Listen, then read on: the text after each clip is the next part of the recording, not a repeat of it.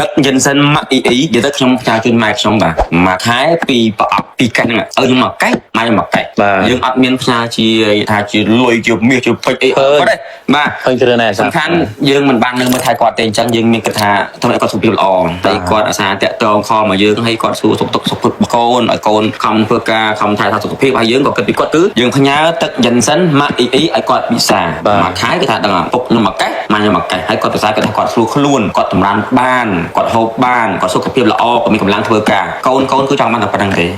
ខ្ញុំគិតថាបងប្អូនទូទៅគឺអញ្ចឹងដូចគ្នាចង់ឲ្យពុកម៉ែសុខភាពល្អបាទបងប្អូនទាំងគ្នាជាទូទៅមនុស្សចាស់គាត់ពិបាកជាងគេបាក់គេបាទគេគាត់តែមាន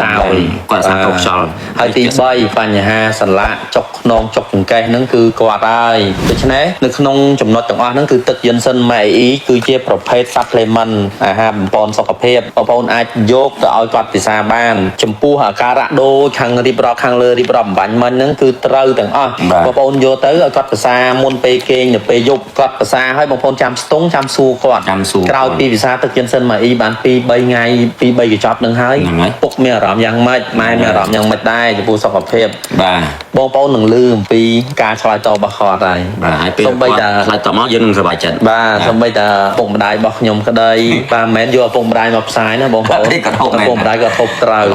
បាទហើយទី2បងប្អូនអតិថិជនលឺ